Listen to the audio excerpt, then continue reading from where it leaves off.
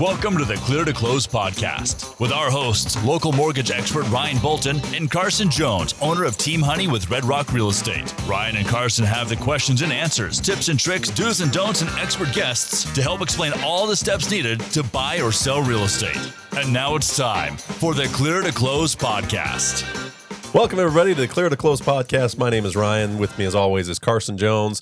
And we want to start with this kind of a series we're doing on what it takes to become a mortgage officer or a real estate agent. So today I want to have some questions. We've got some slides prepared for you to talk about what it takes to become a licensed real estate agent. So Carson, I want to also ask you what got you in the business a little bit. So I wanted to maybe start with that is kind of what intrigued you to get your license and become a real estate agent. Yeah, so I got in at the end of 2017, and kind of from 2016 to 2020, there was a big boom of realtors. And of course, during COVID, it was a massive boom of realtors coming in because it was a little bit easier game, a little bit easier for somebody to just come in and make money pretty quickly. And so it's changed a little bit, especially with the market. As the market changes, it's harder for agents to make money. So people get out and less people come in. With that said, I got in it. I was in some other businesses, and then I can't even remember who talked to me about getting my real estate license. I looked into it. I said, sure, I'll start up with the school. I did the schooling, took my tests, got licensed, and joined a brokerage. And I really just decided, I was like, I'm just going to go make this my full-time thing here for a bit. I was working it really hard, and then I stopped everything else I was doing because it took off pretty quick. Yeah, I remember when I first met with you, you were kind of in the golf business, still play a lot of golf. We both are avid golfers, and I thought, man, you'd be a great real estate agent. Your customer service, your skills, your ability to talk to people, I always thought was really something where you'd be a great fit for that. I don't think I was the one that kind of teed it off because I think it was after. I can't remember. I don't think, but it was something where when you said you were going to do it, I'm like, oh man, he's going to be just a rocket ship, just take off kind of thing. It does take a certain personality. You're still in sales. You got to be able to communicate, negotiation, and some of your background with customer service, I thought was just really a perfect tie into real estate. So what does it even take to become a real estate agent? Yeah, I mean, in terms of personality-wise, I would say that's going to be your most important thing. Is you got to have a personality for it. If you have a personality that you just want to kind of sit back and wait for the money to come to you, get your bi-weekly paychecks, real estate's not for you. Real estate's definitely something where you have to be able to go out and get your earnings. Otherwise, there's a lot of realtors who will make $0 a year. And then they're losing a whole bunch of money because of all the expenses that can come with it. So the personality is a big thing. I mean, a lot of people say, oh, you need a big sales background. You really don't. I mean, you need to know how to treat people. You need to know how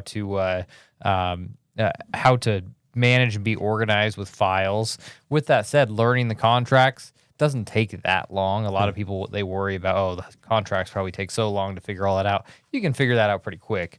Most of the stuff is just about how organized you can be and then how well you can manage your database and your pipeline of people that you're working with. It's a really good point. Like, so many people are used to maybe a 9-to-5 job where they work 40 hours, they get paid 40 hours. You're not going to see that in these types of industries. You end up working a lot on the front end, and then when you get paid, it's much more at the end. But you could be working with a client for 1 or 2 or 3 months before you even see a paycheck on it. Or other times it could be a week. So it really is much more managing your time, managing your budgeting, and managing the flow of how the income comes in. Because when you do make a commission on real estate, it's usually a pretty big chunk, a bigger commission than selling a car or other types of sales businesses.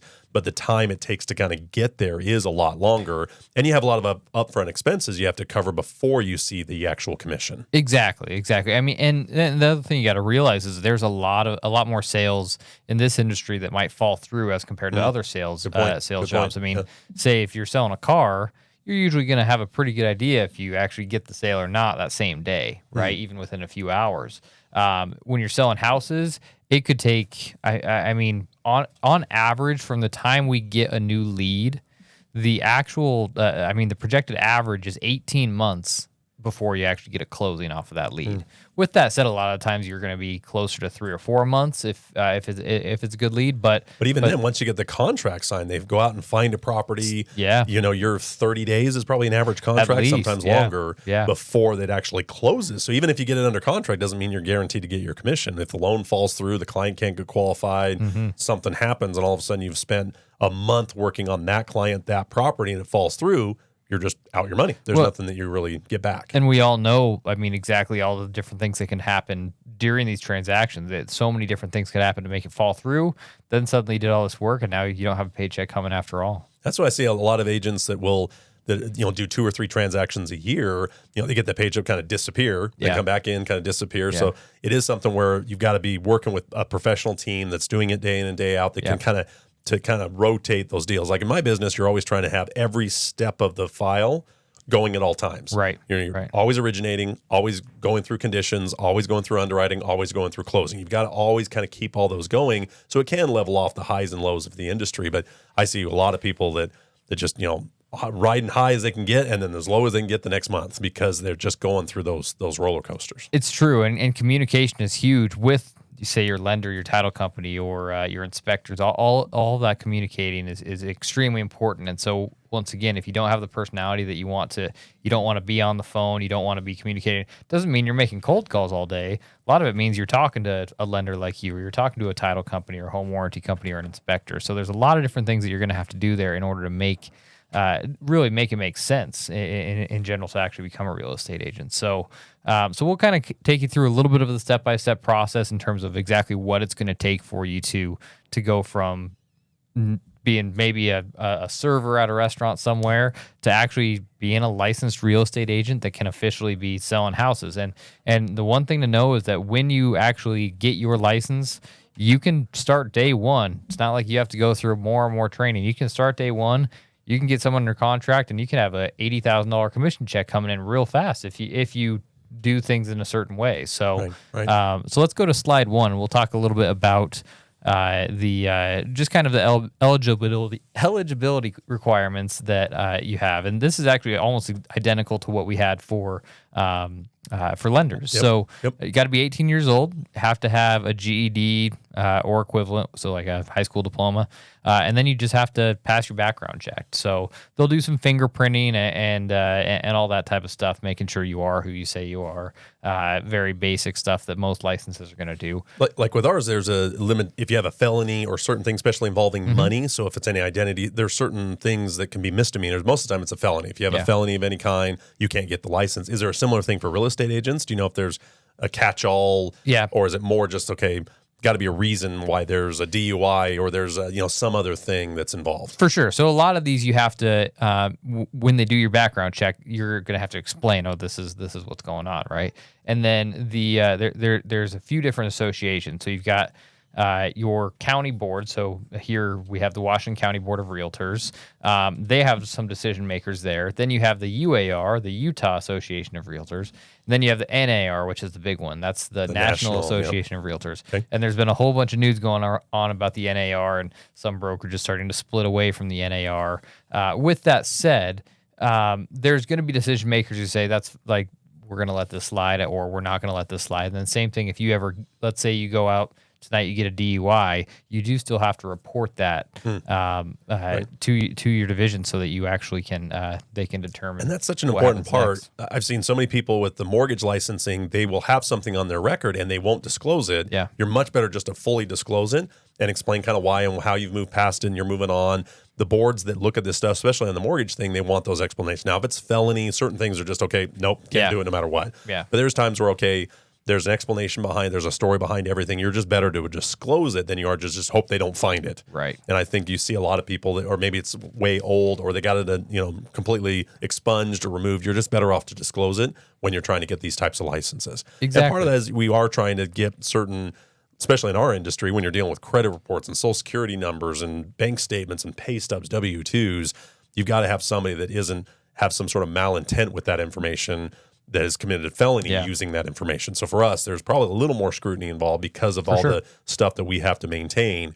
But it is something where I see so many times you'll see disciplinary actions where people just didn't disclose that they had a ticket or a DUI or child support or something that went wrong, that if they would just disclose it, they would have got their license. Yeah. But by not disclosing it, they're like, okay, what else are you trying to hide? And it just opens up a whole can of worms.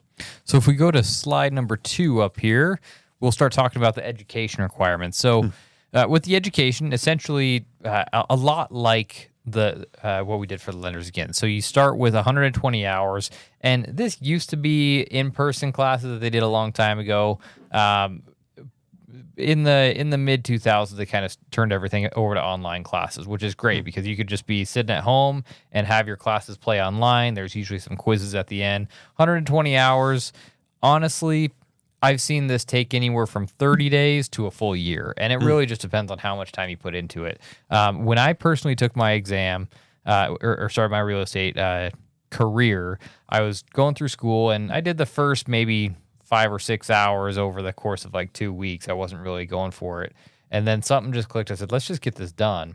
And so every day while I was at my other job and while I was at home, I was just going through school as quick as I could. And I finished in about 35 days, all of the class. So it really doesn't have to take that long if you are willing to just get it done. Unfortunately, there's a lot of people, and all of a sudden, okay, you just went a week and you didn't touch your classes again, and it just builds up and builds up. And then there is a deadline that you have to have it completed by X date, and it's usually around a year. Otherwise, you're going to have to restart. And with that, is there certain categories within the 120 hours? Do they have like a certain amount that has to be laws or contract, or do they have it kind of broken up of what that 120 includes? For sure, yeah. And so you'll kind of notice that there's some categories in there that you'll fall asleep listening to. Okay. Then there's other categories that mean a lot. One thing that they do a lot of math. I was surprised to see how much of the math calculations are in there that you have to kind of memorize or at least be aware of. And when you get to the exams, the math calculations are what everybody's so afraid of. Right. But when you really get down to it in real estate,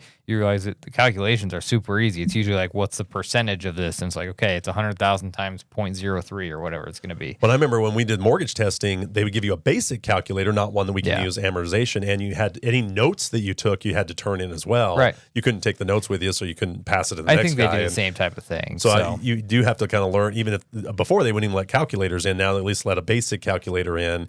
And it was something where you had to learn, okay, how do you do these calculations on this calculator instead of the one that does the amortizations and stuff like that? So that was a little bit of a curve for us as well. But I was surprised to see some of the math that was required as part of your side of the transaction.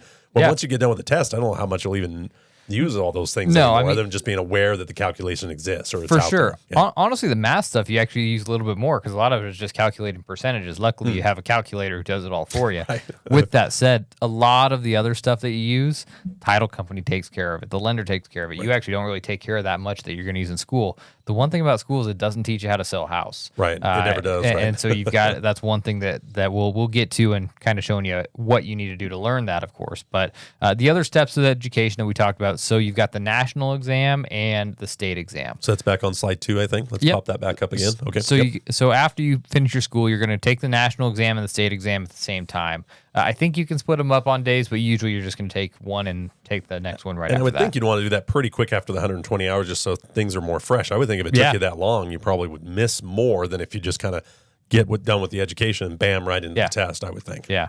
And it can be a very tricky exam. Honestly, there's a very small percentage of real estate agents who pass these on their first try. So if you don't pass it on your first try, don't worry. You're not alone.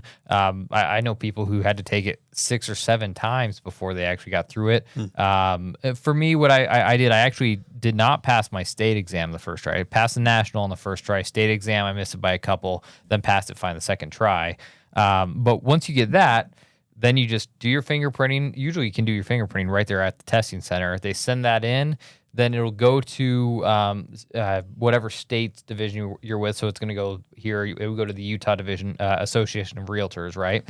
And so they get that, and then they go through everything, check all the boxes, say, okay, we have everything. They send it to your board, which here is Washington County Board of Realtors, and then you're going to pay your dues, which it's usually going to range anywhere from $1,000 to $2,000 a year for your dues to be a realtor. So just know you're going to have some money saved up right away before you get into real estate. You can't just start for free.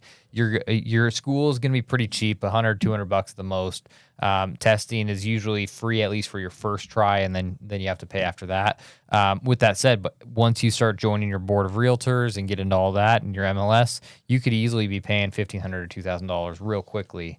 As you dive in there. So one thing is that a yearly thing as well? So every year you also have a renewal as well, right? Every year, and then every year you'll have CE credits that you have to take, continuing educations. I think the first year you have to take it in a year, then it's every other year that you have to take these credits. So yeah, for us they did kind of the same thing. It was every 2 years, then they went to every year. Yep. And like you said, they used to always have the live classes, just get it done. It was 8 hours, just kind of get it done in one sitting instead of trying to watch slides And some of the education that people don't realize we have to go through is these very boring just slides you have to watch and read. So I try to do mine live as much as possible. When it comes to testing, though, that was the same thing. Our industry didn't have the testing, finally did. And it was amazing how many people missed it the first try, because they actually put the questions in there where there's some that just sound 80% right. Real tricky. You have to find the one that's most right in a lot of categories, especially if you get into like ethics or things that are a little more ambiguous. You have to kind of go, okay, what's the most right out of all these answers to try to make sure you're really reading the question and really reading all the answers instead of just going to the first one. Now, some sections, math or something, there's obviously a very easy, solid answer, but there's times where they're putting you in, okay, Susie did this and Bill did this. What should happen? And you're reading going, well, all of them have something in it, but then you have to find the one that's most right. Yeah. But in Utah, they added what they call a principal lending manager license that I remember that first came out.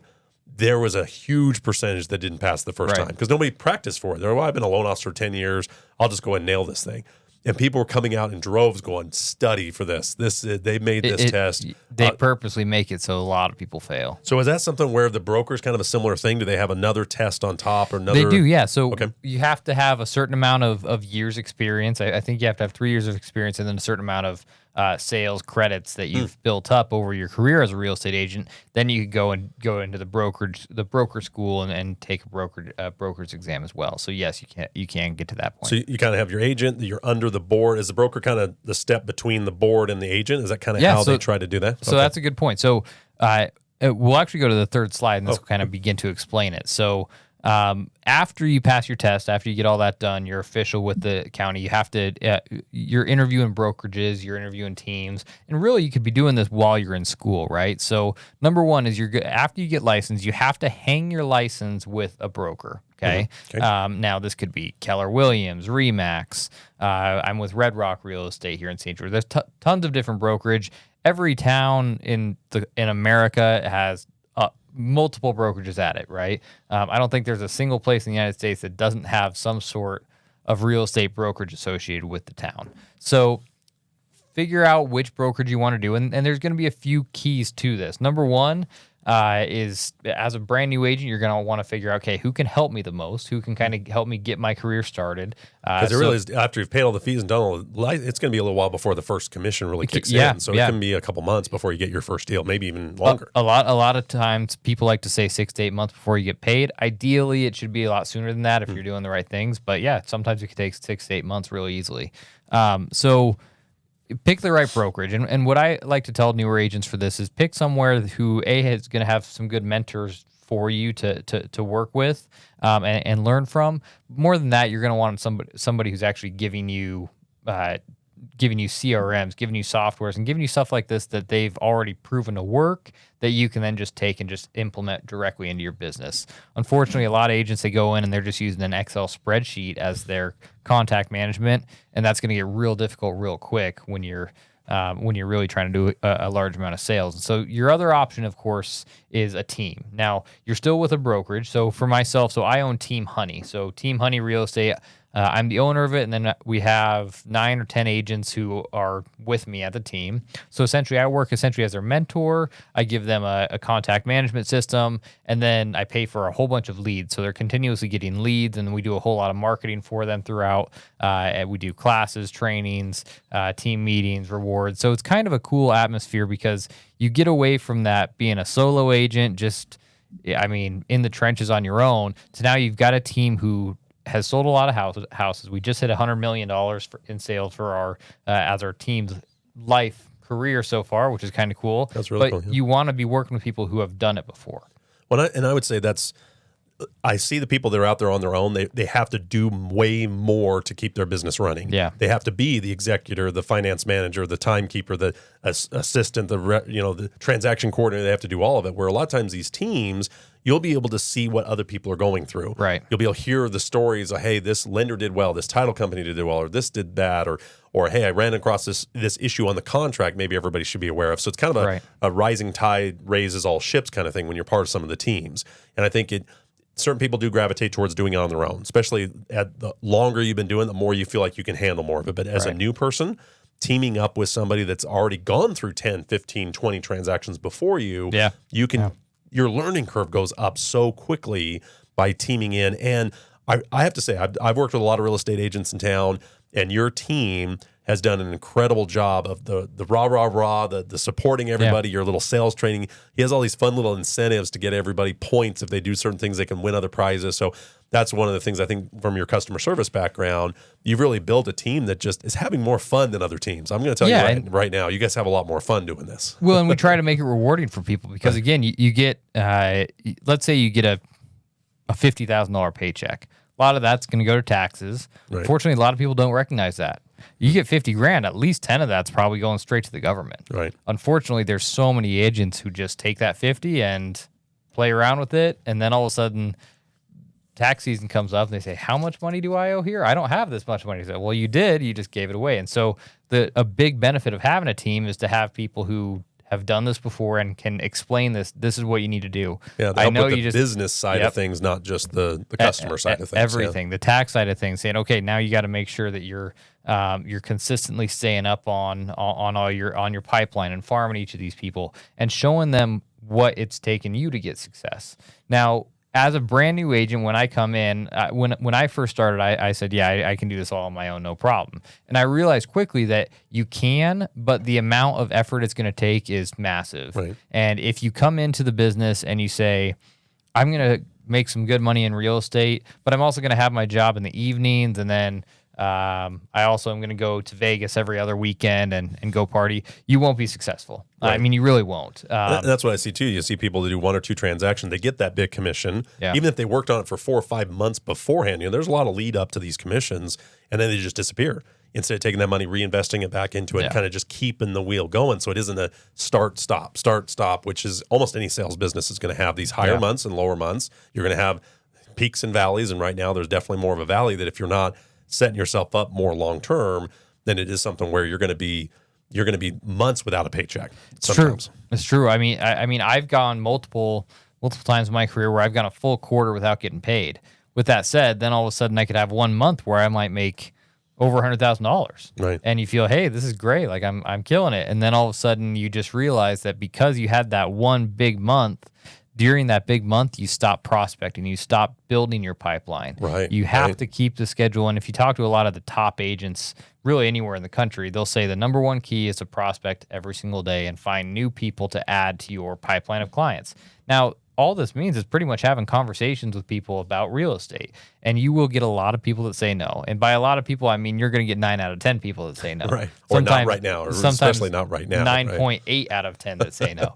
With that said, there's agents going on appointments every single day nonstop.